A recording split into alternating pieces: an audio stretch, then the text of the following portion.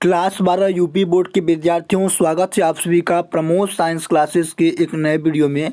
प्यारे बच्चों, इस वीडियो में हम सब क्लास 12 केमिस्ट्री के प्रैक्टिकल एग्जाम का एक बहुत ही इम्पोर्टेंट टॉपिक जिसका नाम है डेनियल सेल। प्यारे बच्चों, डेनियल सेल बहुत ही आसान टॉपिक है। मैं आप सभी को यही सजेस्ट करूंगा कि आप सब अपने वाइबा में यानी आप अपने प्रैक्टिकल एग्जाम में डेनियल सेल को ही बना कर जाएँ, क्योंकि प्यारे बच्चों केमिस्ट्री में यह एक ऐसा टॉपिक है जो बहुत ही आसान है और आप सभी को एग्जामिनर के सामने इसे एक्सप्लेन करने में बहुत ही आसानी होगी। तो मैं आप सभी को यही सजेस्ट करूंगा कि आप सब डेनियल सेल को ही बनाकर जाएं। प्यारे बच्चों, डेनियल सेल संबंधित वाइबा में सभी मोस्ट इम्पोर्टेंट क्वेश्चन को मैं आज इस वीडियो में डिस्कशन करने वाला हूं। तो प्यारे बच्चों, वीडियो को शुरू से अंत तक जरूर देखिएगा। इस वीडियो को देखने के बाद मैं इस बात की गारंटी करता हूं कि आपके पूरे 30 नंबर इस वीडियो में पक्के होने वाले हैं। तो प्यारे बच्चों, चैनल पर यदि आप नए हैं, चैनल को सब्सक्राइब जरूर कर लीजिएगा। यहाँ पर सबसे पहले मैं बच्चों बात करता हूँ कि आप सभी को डेनियल सेल का चित्र चार्ट पेपर में कैसे बनाना है। प्यारे बच्चों, यहाँ पर आप सभी को दो इस प्रकार से बीकर बना लेना है, ठीक है। बीकर बनाने के बाद प्यारे बच्चों, एक बीकर में Zn-4 का विलयन भरना है और दूसरे बीकर में कॉपर सल्फेट का विलयन भर देना है, ठीक है। और पहले बीकर में प्यारे बच्चों, यहाँ पर पहले बीकर में आप सभी को जिंक का इलेक्ट्रोड डुबो देना है और यहाँ पर कॉपर सल्फेट के विलयन में आप सभी को कॉपर का छड़ डुबो देना है, ठीक है। और प्यारे बच्चों, जो जिंक सल्फेट है, जो जिंक का छड़ है उसका नाम एनोड रखेंगे, जो कॉपर का छड़ है उसका नाम कैथोड रखेंगे। प्यारे बच्चों, जिंक से कॉपर की ओर इलेक्ट्रॉन का प्रवाह होगा और धारा की प्रवाह कैथोड से एनोड की ओर होगा। प्यारे बच्चों, यहाँ पर आप सभी को एक की लगा देना है और इन दोनों को स्थायी रखने के लिए यहाँ पर आप सभी को एक लवण सेतु लगा देना है। प्यारे बच्चों, इस तरीके से आप सभी को अपने चार्ट पेपर में डेनियल सेल का चित्र बना देना है। प्यारे बच्चों, अब हम सब बात करते हैं कि आखिर एग्जामिनर इससे इस डेनियल सेल से संबंधित कौन सा क्वेश्चन पूछेगा, ठीक है। तो यहाँ पर देखिए, सबसे पहला क्वेश्चन यहाँ पर रहेगा कि पूछेगा कि डेनियल सेल में किस प्रकार की ऊर्जा प्राप्त होती है। तो आप सब बताएंगे प्यारे बच्चों कि रासायनिक ऊर्जा से वैद्युत ऊर्जा में परिवर्तन, यानी डेनियल सेल से रासायनिक ऊर्जा से वैद्युत ऊर्जा में परिवर्तन होता है, ठीक है।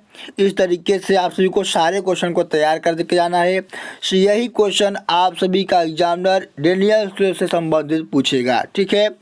यहाँ पर दूसरा क्वेश्चन है कि डेनियल सेल के मुख्य अवयव कौन कौन से है। प्यारे बच्चों, मैंने आप सभी को अभी बताया कि उसमें जिंक का छड़ है और कॉपर का छड़ है। जिंक का जो छड़ है वो जिंक सल्फेट के विलयन में डुबोया हुआ है और जो कॉपर का छड़ है वो कॉपर सल्फेट के विलयन में डुबोया हुआ है, ठीक है। अगला यहाँ पर क्वेश्चन है प्यारे बच्चों, कर रहा है कि डेनियल सेल में एनोड कौन होता है। प्यारे बच्चों, डेनियल सेल में एनोड जिंक होता है जो कि नेगेटिव होता है, ठीक है, जो कि नेगेटिव होता है, ठीक है। फिर अगला कर रहा है कि डेनियल सेल में कैथोड कौन होता है। तो प्यारे बच्चों, डेनियल सेल में कैथोड जो होता है कॉपर होता है जो कि पॉजिटिव का होता है। तो यही सारे क्वेश्चन आप सभी का जो एग्जामिनर होगा डेनियल सेल से संबंधित पूछेगा। तो मैं आप सभी को यही सजेस्ट करूंगा कि आप सब अपने चार्ट पेपर में केमिस्ट्री के वाइवा में डेनियल सेल को ही बनाकर जाइएगा, ठीक है। यहाँ पर छठवां वाला क्वेश्चन कर रहा है कि डेनियल में कौन सी अभिक्रिया होती है। प्यारे बच्चों, डेनियल सेल में रेडॉक्स अभिक्रिया होती है। कौन सी क्रिया होती है? रेडॉक्स अभिक्रिया होती है, ठीक है। अगला यहाँ पर क्वेश्चन है कि डेनियल सेल में लवण सेतु का क्या कार्य होता है।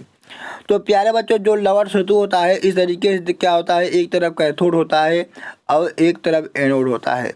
दोनों के बीच में इस तरीके से क्या लगाया हुआ है, लवण सेतु लगाया हुआ है। तो प्यारे बच्चों, ये जो लवण सेतु होता है ये धारा को स्थायी बनाता है, देखिए। तो इसका क्या कार्य होता है, धारा को स्थायी बनाए रखना। इस तरीके से आप इसका आंसर लिखेंगे यहाँ पर, ठीक है। अगला यहाँ पर क्वेश्चन है कि लवण सेतु में कौन सा विलयन भरा होता है। तो प्यारे बच्चों, जो ये लवण सेतु की ये जो राड होती है, यानी जो ये जो क्यूब होता है, इसमें क्या होता है प्यारे बच्चों, KCl और KNO3 भरा होता है। ठीक है, अगला यहाँ पर क्वेश्चन है कि डेनियल सेल में इलेक्ट्रॉन का प्रवाह किस दिशा में होता है। तो प्यारे बच्चों, डेनियल सेल में इलेक्ट्रॉनों का प्रवाह जिंक से कॉपर की ओर होता है, यानी एनोड से कैथोड की ओर होती है। ठीक है, अगला यहाँ पर क्वेश्चन है प्यारे बच्चों कि डेनियल सेल को और किस नाम से जाना जाता है। तो प्यारे बच्चों, डेनियल सेल को हम सब बेसिकली 3 नाम से जानते हैं। पहला तो डेनियल सेल के नाम से इसे जानते ही हैं, लेकिन 3 और नामों से जाना जाता है। पहला है प्यारे बच्चों गैल्वेनी सेल, फिर इसे वोल्टी सेल भी कहते हैं और इसे वैद्युत रासायनिक सेल भी कहते हैं। ठीक है, तो इसे डेनियल सेल के 3 और नामों से जाना जाता है। अगला यहाँ पर क्वेश्चन है प्यारे बच्चों, कराए कि डेनियल सेल का EMF कितना होता है। तो प्यारे बच्चों, डेनियल सेल का EMF लगभग प्यारे बच्चों 1.1 वोल्ट होता है। कितना होता है? 1.1 वोल्ट होता है। तो प्यारे बच्चों, इस तरीके से आप सभी को सभी क्वेश्चन को तैयार करके जाना है। यही आप सभी का एग्जामिनर प्रैक्टिकल एग्जाम में आप सभी से डेनियल सेल से संबंधित क्वेश्चन पूछेगा। तो प्यारे बच्चों, इसी तरीके से वीडियो पाने के लिए हमारे चैनल को सब्सक्राइब करके रखिएगा। इसी तरीके से हम आप सभी का 7 बोर्ड एग्जाम तक देंगे। तो प्यारे बच्चों, मिलता हूँ अगली वीडियो में एक नए टॉपिक के साथ। जय हिंद।